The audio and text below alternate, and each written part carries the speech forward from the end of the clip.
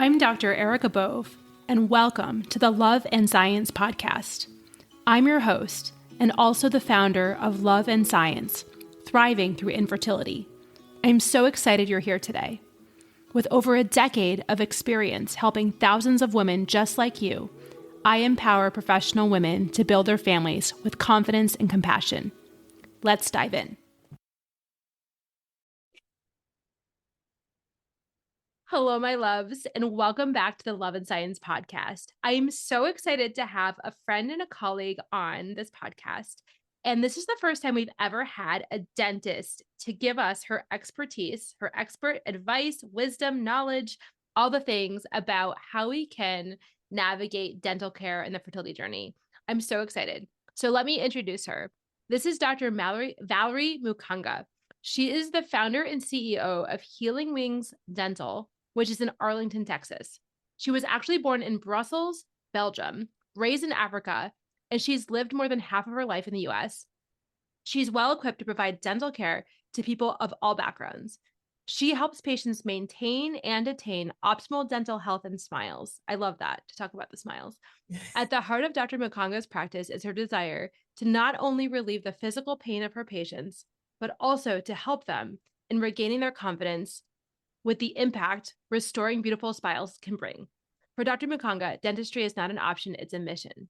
And so I hope we can get into that restoring confidence, because I think it crosses so many lines.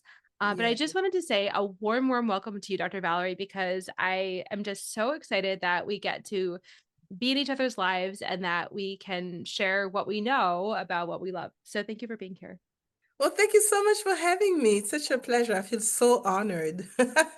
Absolutely. Yes. So, it's interesting. I think as physicians, we do not get a ton of dental training. It's like, oh yeah, your patients should brush their teeth and floss. And by the way, don't let them get endocarditis, like, so when I met you and learned about your path to dentistry, I was just so captivated because I mean, truly this is a calling for you. And you know so much that, most of my listeners, and again, I do have some dentists, that's a disclaimer, so there are some dentists in my listening group. I have dental clients as well, but I would say the majority of my listeners are physicians who, like me, have relatively little knowledge in the dental realm. So tell me a little bit about your path to becoming a dentist. Oh, that's such a good question, and I love talking about it. So really, when I grew up in a family where a lot of my family members had dental problems, varying, right? A lot of them had cavities, a lot of them had, gum disease, and I distinctly remember one of my aunts, who had halitosis or bad breath. So many times, when she would smile, she was so self-conscious. And even, she really didn't really like the shape of her teeth. So she'd always cover her mouth when she would speak. And you see how, lack of proper oral health actually affects the person's self-esteem. So I grew up around that, where especially in my country, in Congo, or the Democratic Republic of Congo, since there are two of them, two Congos. But anyway, people do go see physicians, in general, whenever they are hurting or when they have issues. But as far as like the dentist is concerned, going to visit a dentist is even, not really thought about unless something really, really, truly hurts. And that's kind of like the case worldwide. In fact, even in the US, many of my patients only come when something is starting to hurt. But anyway, I myself had also suffered from cavities when I was growing up, and on my front tooth, I had caries. And so I ended up, unfortunately, losing a front tooth. And it's only shortly before I came to the US to continue my studies, my bachelor degree, that actually I ended up having it restored and ended up having a bridge. And that kind of like made me desire, because what happened is, whenever the treatment was done, I finished high school, and 10 days later, I was out of the country coming to the US. And so I had such a short window of time to actually get my restoration done. That being said, the restoration or the bridge that I ended up having was slightly lighter than my teeth. And one more thing is that, it could have been close, but over time, teeth tend to change colors, but your prosthesis don't. So it Mm, became a little, to me anyway, maybe not most people, obvious that the bridge was slightly lighter in color than my own teeth. So I remember mm. one day wishing, oh gosh, I wish I could have been a dentist. That way I would have fixed my smile. But yeah, I always end up saying that's such a wishful thinking because I'm not going to sit myself on the chair and work on the bridge. There's a few things I can do, but that's definitely not one of them. Dentist, heal thyself. So I am one day walking on campus at Tulane University where I was pursuing my bachelor degree, and my mom calls me. I think it was my mom. Anyway, a family member of mine calls me and lets me know that one of my uncle passes away. And what happened is he ended up having a stroke that was caused by an infection in his mouth. So Mm, he had cavities, and then it's actually the day that he went to see the doctor that he actually ended up having a stroke. And wow. initially I thought, yeah, right. They just didn't really want to tell me what happened. But it's only when I went to dental school that I now come to understand the relationship between oral health and systemic health. And I'm like, oh yeah, so it was true. I didn't believe it for so many years. But yeah, so those are some of the reasons that, caused me to definitely want to start working in this field. Yeah, beside the fact that, I just felt it strongly in my heart. There's so many things. Like, for example, I used to read lips, especially when I listened to people speaking in English. I would heavily read lips to understand, to the point that if I didn't have my glasses, I couldn't understand what they were saying. It's no longer the case, but it's just so many things that actually made me realize that I was actually built for it, to actually work in this field. It's so beautiful. And I've heard your story before you've shared with me, but some of the parts I hadn't appreciated. I think you told me new stories today. And so I love hearing about your journey. I have to Yeah. know. So what, 'cause you have such a beautiful smile, and we're going to blow this up all over social media so people can actually see your smile. Um, Thank you so much. but what was the end of that story? Did you live with the discoloration or did you get it like redone eventually? I have to know. Oh girl, I had so much happening to my smile. So no, I had it redone. It was on campus when I now had Dr. Todd Smith.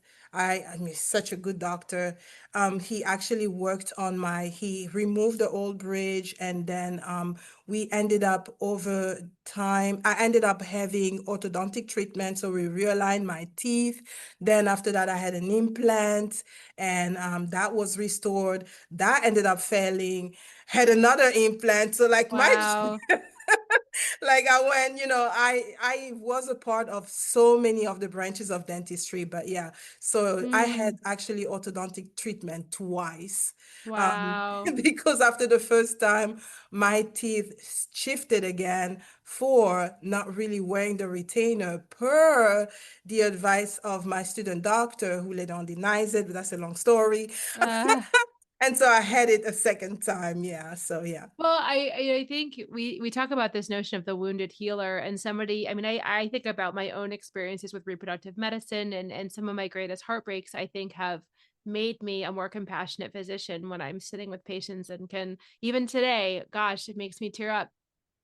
I diagnosed a miscarriage. It was so sad, but Oh, I could really be there with her in that moment of my own, mhm. first miscarriage, and just how Oh, raw that was. And I yeah. think, when you think back to the impact that that had on you and the impact that you can have today in the world when you're there, I mean, I just think that these experiences that we have with our own health and our own journeys, they, not that we'd ever choose them, but they really do make us more compassionate healers, They for our really patients. do. They really do shape us. I Yeah. remember one of the things that caused me to be compassionate is when it comes to denture. So, as I said, while I was having my my braces for the second time, at some point I had like a little flipper. It's like it's kind of like a denture.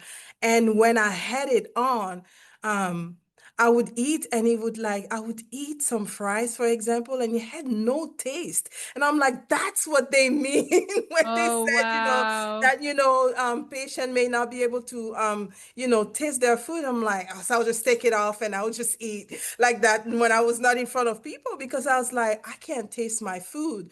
So now, I can appreciate, Right, what they're right, actually talking about. And yes, right. that's something that's good because I mean, while you and I are part of the doctors who actually do, reach back to our experience and actually, appreciate or like care about our patient better, some other people don't really do that and they Hmm. just like forget, and we can't forget because it helps us be better caregivers.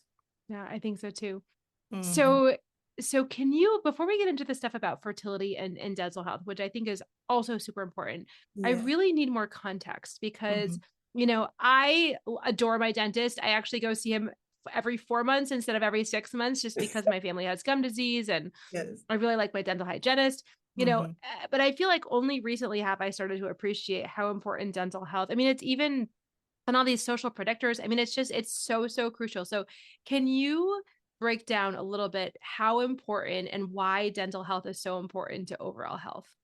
No, it's so important, right? Yeah. From the example that I gave you about my uncle, for example, it doesn't often happen that you see somebody ending up with like a stroke or, having a heart attack because, of their oral health, but it can happen. And so what happens is that once you have infection in your mouth, whether it being on your gum or in your teeth, we understand that those tissues are, there's blood that flows through those tissues. And so we are just one body, right? Whatever blood flows in your mouth is also what ends up being in your brain, is also what ends up being in your heart. I have a good friend of mine, Dr. Okehe, who she's like, your mouth sits right so close to your brain, Mm, and it can affect your brain. And I have another friend, Dr. Caroline Clarisman, she says, your mouth, it sits right between your brain and your heart. So basically, that blood, the same blood that would be infected because of some bacteria floating in your mouth, can affect the rest of your body, right? mm-hmm, And so that's the reason why it's so important, to actually take care of your mouth because situations are not just going to be secluded or just stay lingering in your mouth. It's going to travel in the rest of your body.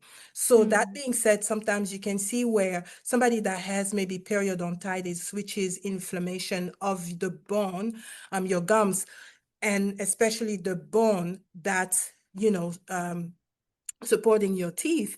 Once that's infected, it can affect so many other areas of your body. It can exacerbate diabetes.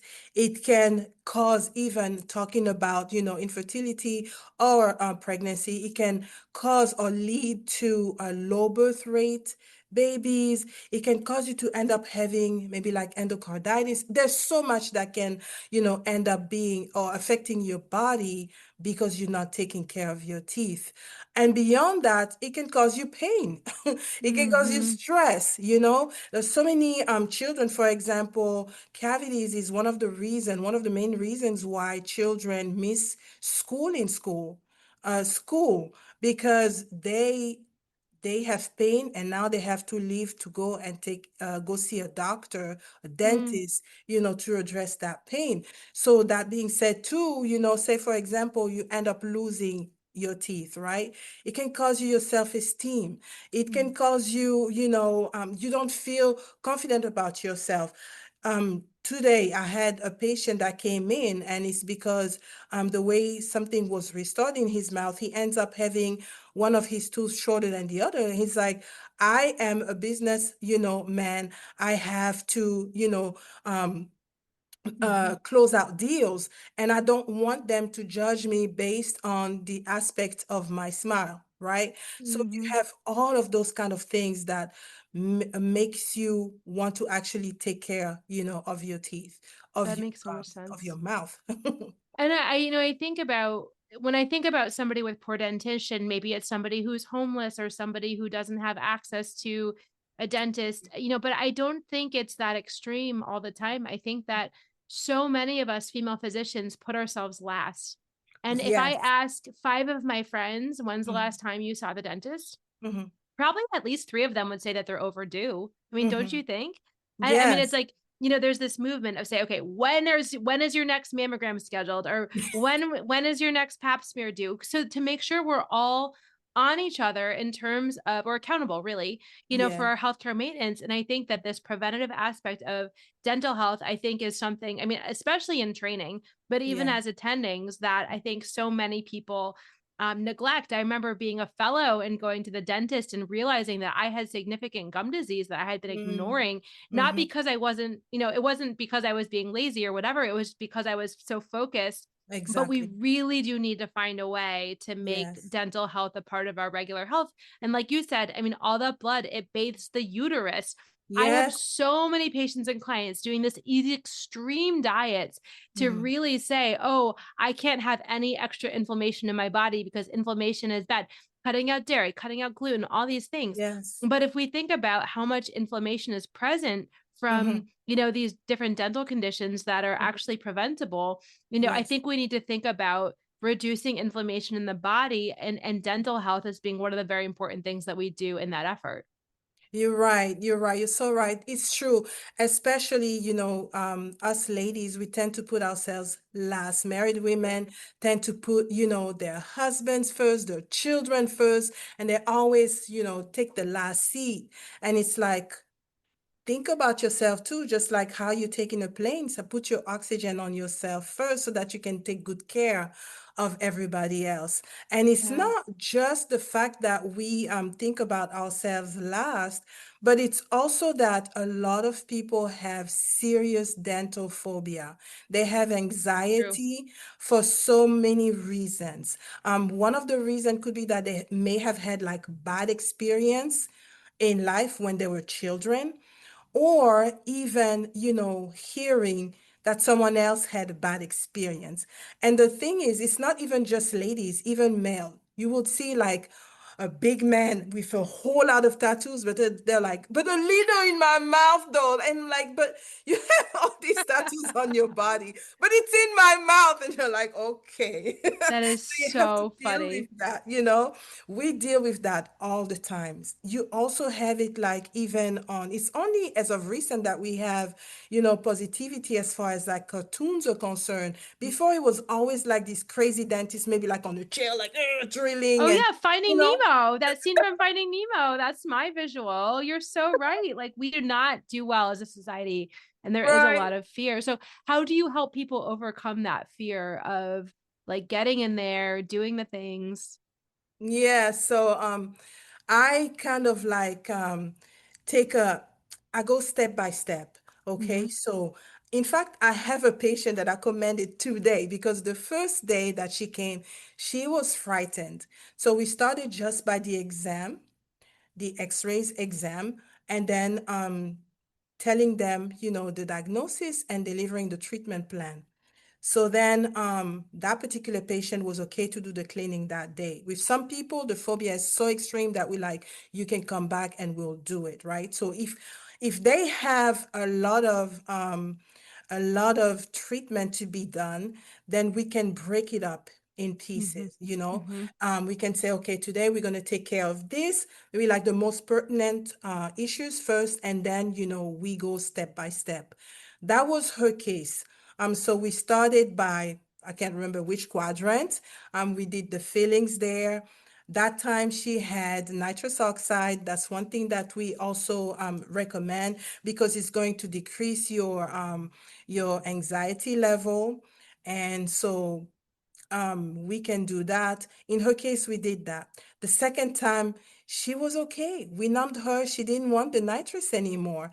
And today she came down here and we had to actually fix something. And I was about to numb her and she was ready. And I said, look at you being ready. She's like, yes, it's all you. I said, no, you did. It's also Oh, you, you're brave and I'm so proud of you. So it's also, commending the patient, reassuring them, listening to them. Many times when they are super anxious, I want to hear what was the reason. Because part of healing, I believe, is to be heard. When you start, talking and the doctor has empathy, it's part of the issue.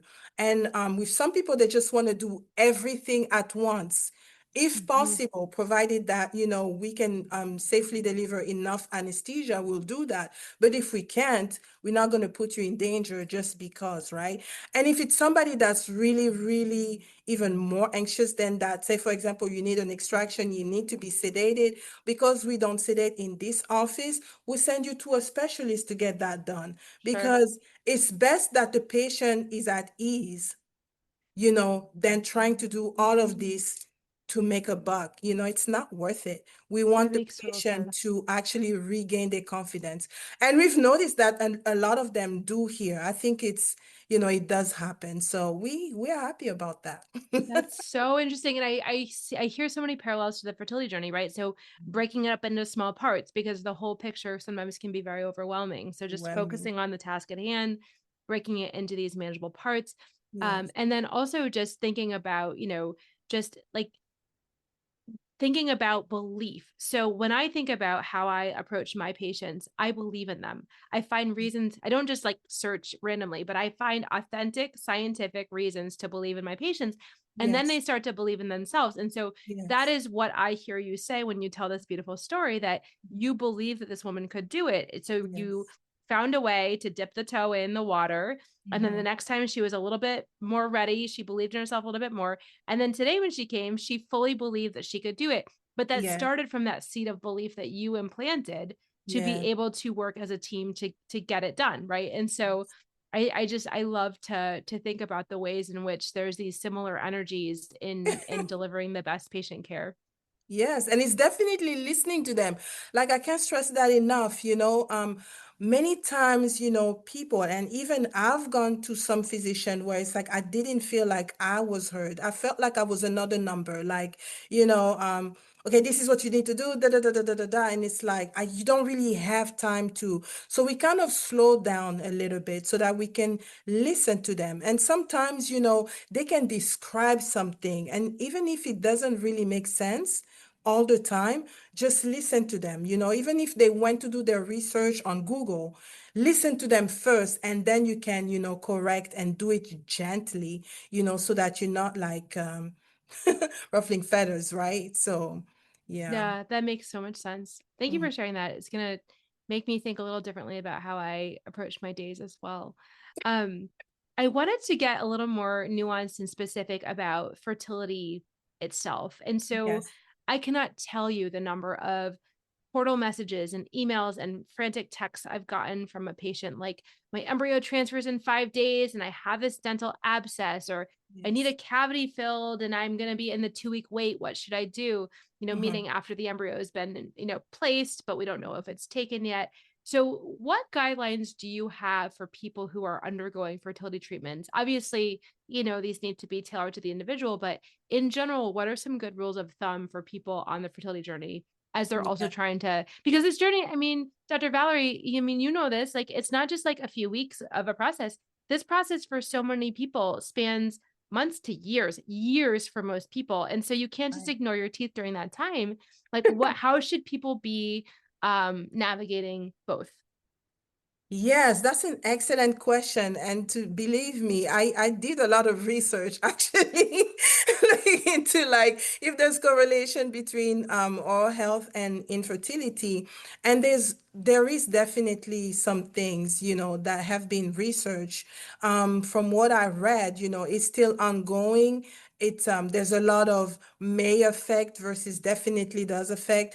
But I read a study and it says that somebody who has periodontitis can be delayed as far as, conception by about 2 months. And so it's because of the infection that can actually affect, your the lining of your uterus. So it's very important not to ignore it. And I was like, that was really insightful, interesting. They even found out in amniotic fluid for pregnant ladies that somebody with periodontitis, when they extract the fluid, they saw some bacteria that was oral related in the amniotic fluid. And Wow. that's what could possibly explain or does explain the fact that somebody can end up having a low birth, child.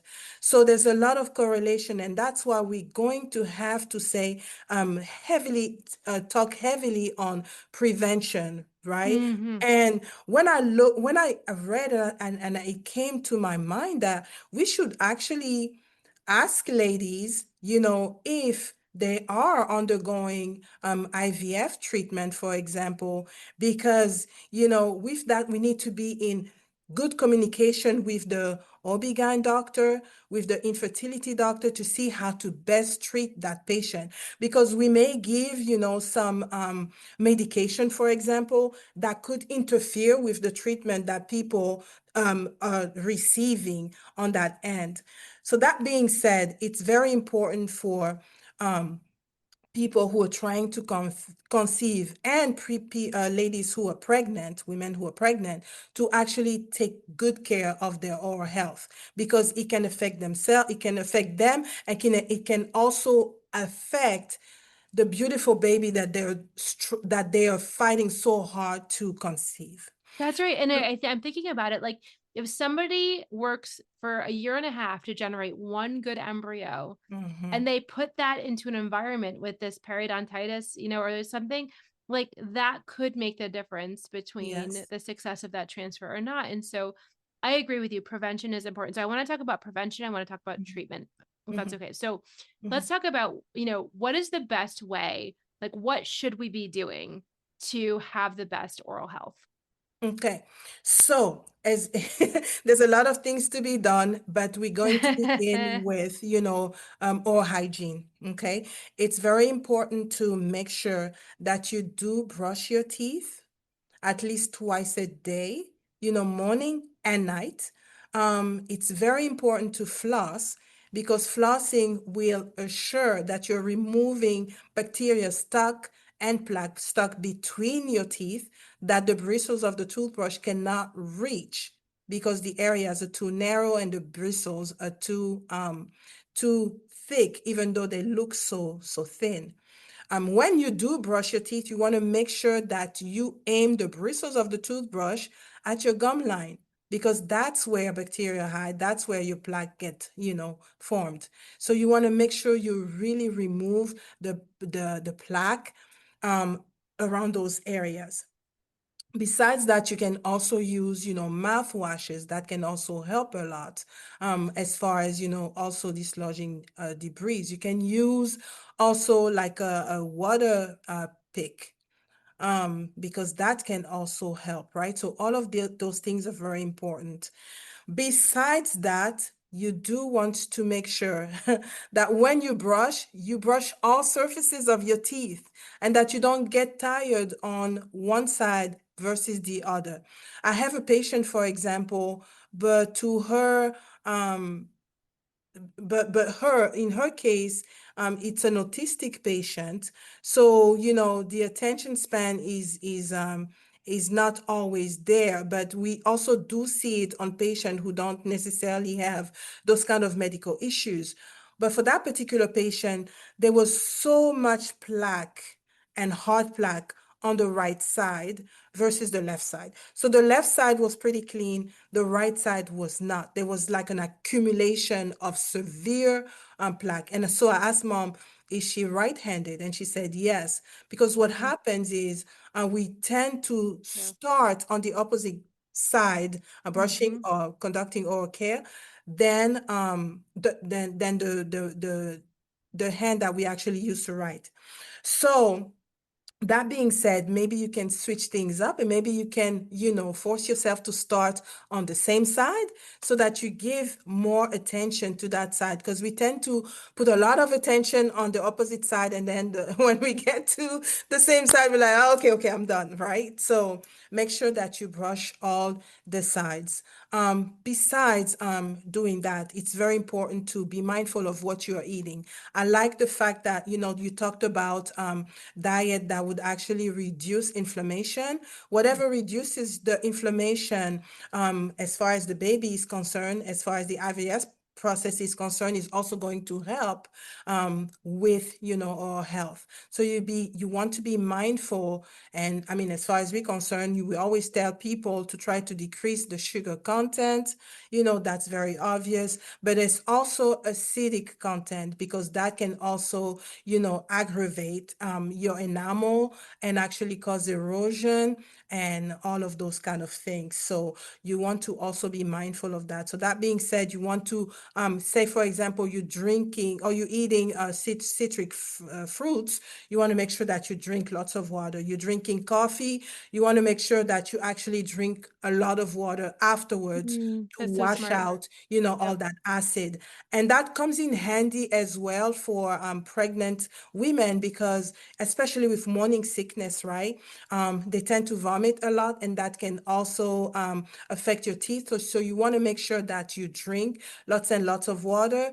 And a good pointer too is that you can actually rinse your mouth with a solution of baking soda and water because that's going to neutralize the Mm. acidity after, vomiting. It doesn't taste wonderful, but it can help, okay? Or even salt water. So be mindful of how you clean your teeth. Be mindful of what you're eating. Make sure you drink lots of water. Those are some of the things that I can actually give as Yeah, recommendation. it's so helpful. I mean, because if somebody tells me to give up my coffee, I'm going to be loath to do that because I love my coffee and so many of us do. But if you say, you know, have your coffee, drink some water, maybe brush your teeth, I can do that. So all these things get together, morning routine, nighttime routine. How much time does it really take to do right by our teeth on the daily basis? So how much time in the morning, how much time in the evening, just to quantify it a little bit. Okay, so the recommendation is to actually brush your teeth for at least 2 minutes. Okay. Okay, so you have about 30 seconds per quadrant. If you're going to divide your mouth, 30 seconds up here, and over here. And that would be like the outside surface, the side that's facing the cheek, the top or the chewing surface or bottom, depending on the teeth in question. And then also the inside so that you actually attain, to all those teeth. So about 2 minutes. And when we talk to parents, when it comes to helping their children, we say you can sing the happy birthday song twice, and that would be about 2 minutes. Yep. Um, Or talking even about your myself, I could sing it since I had a birthday last week. I'll just decide that I'm well, happy belated birthday. thank you. And then when we spoke about coffee, it came back to my mind that even when for people who want to drink juice and such, you want to make use of a straw because then you're going to swallow it. It's going to linger less on your teeth. So definitely try to drink with a straw. That would help you as well. That makes sense. So all things considered, if I do the brushing and the flossing and the mouthwash and that in the morning and that in the evening, we're probably talking no more than 5 minutes in each of those segments. And then intermittently throughout the day, just making the choices that promote good dental health. Is that a fair statement? Well, maybe a little longer than that because you also want to take into account the fact that you're flossing your teeth, right? And you Mhm. really want to do that. So let's say maybe no more than no more than 10 minutes. I No don't more than 10 minutes. Okay. I think yes. that's helpful. And then Yes. seeing the dentist, how often is it? I mean, I know I'm a little different. I see mine every 4 months, but is it truly every 6 months for most people? Yes, for most people, if you don't have any gum disease, you're going to be seeing your dentist at least twice every year for your routine checkup. But obviously, you're going to see the dentist more if you have some issues to actually take care of until your cavity is free. And if you now have gum disease, it will be at the discretion of your dentist. Sometimes we recommend 3 months, sometimes 4 months. It really just depends on what the dentist will find and recommends. Okay, that's really helpful. So prevention we know is really important. What happens when we get the cavity? Okay, so I'm about to start an IVF cycle in 2 weeks and my dentist drops the bomb on me that I have say 2 cavities, right? Yes. And so what do I do if I can't be seen that day and the only time they offer me is during my IVF cycle? Mhm. How do I navigate that decision? So I think that it would be very important for the dentist to communicate with the rest of the team, the IVF team, right? But, if you have an infection, it depends on the trimester. Usually, it's recommended to actually do, I mean, it's safer to do the treatment during the second trimester. But if it's something that's keeping you up at night and it's going to cause you stress, we do know that for a lady undergoing IVF, we have to keep stress, in check. And so, dental pain will increase your anxiety or your stress level, so we need to attend to those teeth as soon as possible in Mhm. those cases, so that we don't have, or we don't postpone, or postpone those treatments. But we have to see, though, if it's something that can wait. For example, you have a cavity that is still maybe like in the enamel, maybe not causing pain, we can wait. But if it's something that's causing you a lot of pain, it's Mhm. very debilitating, then we need to really address that. If there's an infection, we can't ignore infection, because it's not going to do anything good as far as even the person when it comes to their oral health, but also their reproductive health. So we need to That attend to makes that. so much sense. So probably because the progression is IVF and then first trimester, ideally, Yes. right? If it works, Mhm. sometimes it doesn't work, but hopefully it works. And so Yes. better to get the dental treatment before the pregnancy. Hmm. People ask me in the 2 week wait, they're like, "What can I see my dentist? Can I get this cavity filled?" I always tell people if this is a positive test, great, we move on forward. But if this is a negative test and you saw your dentist 4 days prior, you're gonna Hmm. say, "Oh, it's because I had XYZ done." So I always tell my patients no new tattoos, no bungee jumping, nothing that, of course, if you have an emergency, a dental emergency, that cannot be prevented. You Right. have to take care of that. But in Right. that 2 week wait, or like as you're newly pregnant, all those things, it really seems like the recommendation is really to, to have that space. So take Hmm. care of your dental stuff first, Yes. or as you're gearing up to do stuff. We know in IVF it's all hurry up and wait. So in those hurry up and wait periods of time, get your dental stuff taken care of, you know, do the Yes. IVF and then Yes. move on forward. That sounds to be like the best way to think about it. I agree with you. And that being said, now, if we know that, while we're doing the evaluation, or while we are talking about IVF, we should probably include, have you seen your dentist? Let's try to take Yes. care of that even before we I start. was just thinking this. We talk about at the initial visit, pap smear, mammogram, colon cancer screening if that's relevant. Like we need to be adding, I need to be adding, when was the last time you saw your dentist? Because, Yes. I tell people, here's what I think, get these tests done. I'll see you in 4 to 6 weeks once your testing is done. What if they saw their dentist during that 4 to 6 weeks before their Mhm. first and second appointment? That would Mhm. be a brilliant thing to do. So thank you for that. Again, this Mhm. conversation, practice changing, I'm going to add that to what I do because I think that'll really help everybody. Yes. And so also, to as far as treatment is concerned, um I wanted to talk about the type of antibiotic I'm given. Hmm. We do not recommend, tetracycline, because tetracycline can actually affect the developing teeth, I have even family members that have like these that have had these teeth that are really dark in color, and it was due to tetracycline. So for women, we want to avoid that too. That makes a lot Yes. of sense. What Hmm. are some other antibiotics that you can use instead for, I mean, obviously it depends on the situation, but like penicillins, amoxicillin, are those sorts Yes. of, because those are Ceilings are safe. safe. Yeah. Ceilings are safe. Yes. And I've seen many times, because whenever somebody is pregnant, we always ask for medical clearance from their doctor. And almost all of them come back with, if you need treatment, it's okay. You can use lidocaine, which is the antibiotic. If you need, sorry, the Yep. anesthesia rather. As far as the antibiotics, is usually recommended to do amoxicillin or penicillin. And then as far as pain medication, we now just, safely can give Tylenol. It's better recommended. That's what I've seen overall, recommended. So those are safe. But we usually, when someone is pregnant, we actually require to have a medical clearance by Mhm. the doctor who is overseeing their care. And also on our end, then it's because some people maybe they don't know, but some people may not understand, the effects. So we usually recommend we usually when we have to do dental x-ray we do a double shield so that they are more protected. They are protected and the babies are protected as well. And there's some ladies that we see who are pregnant, and when we tell them, I'm so sorry we can't see you, it's because we don't know when we're taking when we actually making the appointment that they're pregnant. But now, when you ask them and you can't see them, they kind of have a fit, but it's for their safety and it's Yeah. for the safety of The their moral of the child. story is best to get it done on the sooner side. Yes. Yeah, makes sense.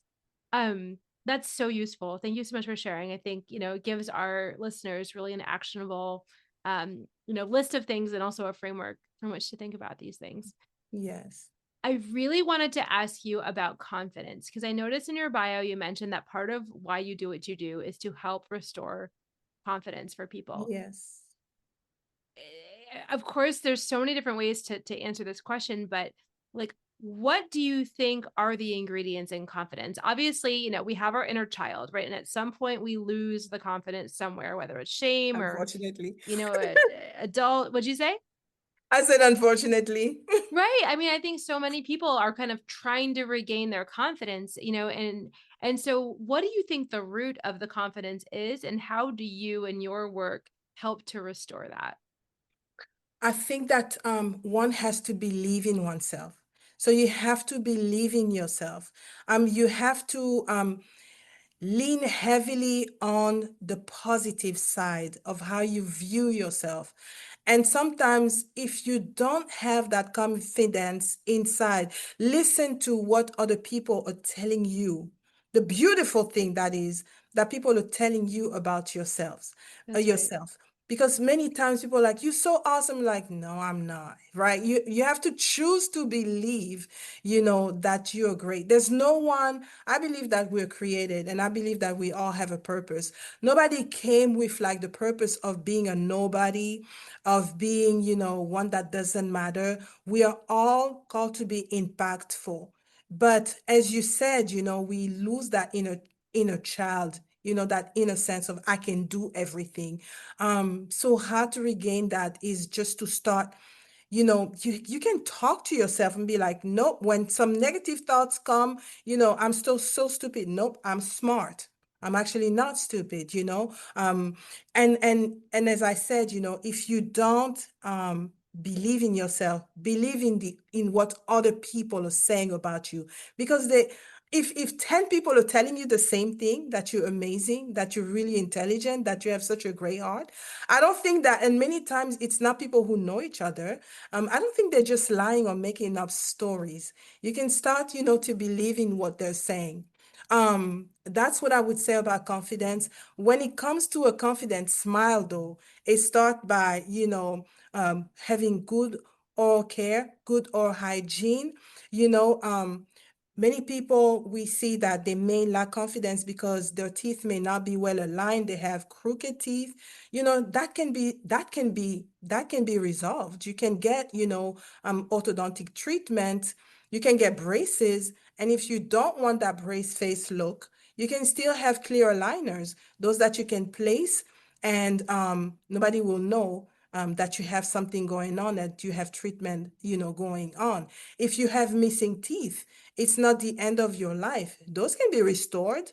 You can have teeth replaced. If you have cavities and it can be seen, you can have different treatment, so that you can fix your smile. As I said, I had misaligned teeth. I had a missing tooth. But now when I'm smiling, you have no idea. You don't even know which one it was. I just told you that it was my front tooth.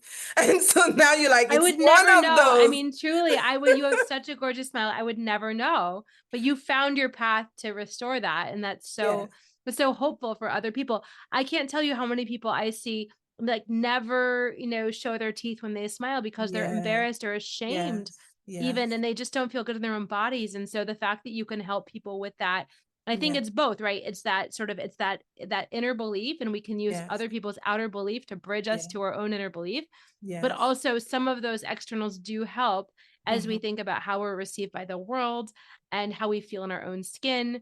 And it's all important. It really is. Yes, yes. Oh, it's a beautiful confidence. I love thinking about that. Is there anything else you want our listeners to know before we wrap up our conversation? I just want to stress upon the importance of oral health again, right? It is, once again, I know we talked about it, but um, understanding that, it is one body. Your hand is connected to your torso. Your mouth is in your head, right? And on your head. So it's very important to take care of your entire body while you are taking care of, maybe your diabetes. Go ahead and also take care, of your teeth. While you're Mm. taking care of your brain, also take care of your eyes, of your, all of that. It's very interconnected. And so I'm here to encourage you because I don't want anyone to end up losing a loved one over, an infection that could have been easily saved, like it was the case for my uncle. I use that, it's an extreme example, but it did happen.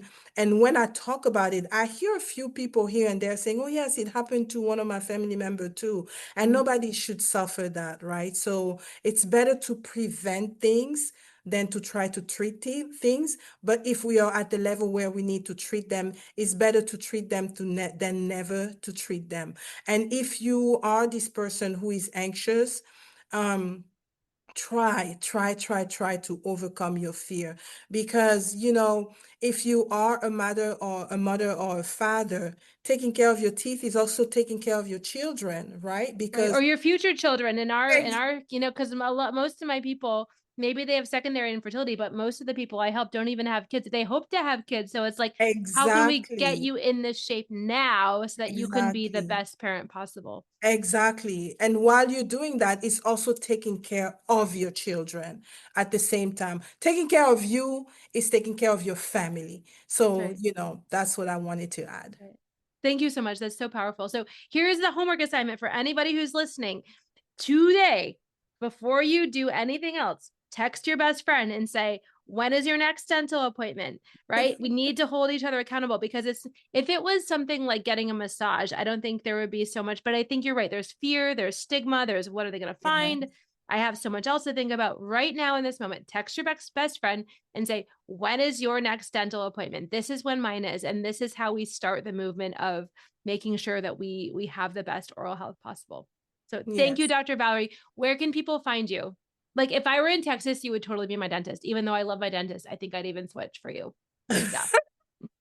I feel special and I feel honored. But so I am the CEO and owner of Healing Wings Dental, and we are located in Arlington, Texas, which is in the big Dallas-Fort Worth area.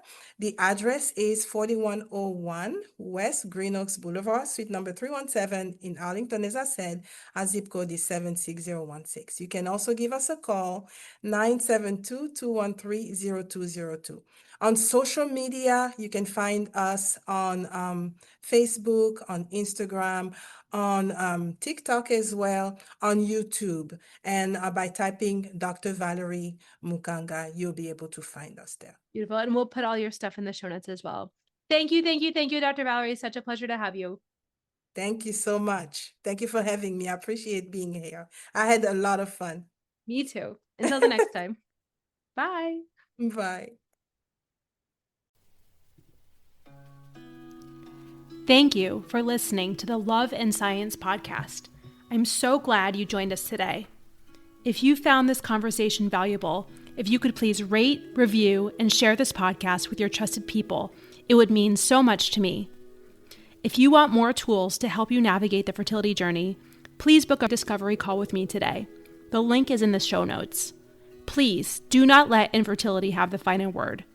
I'm here to take the burden from you so that you can achieve your goal of building your family. In gratitude, this is Dr. Erica Bove. I'm rooting for you always.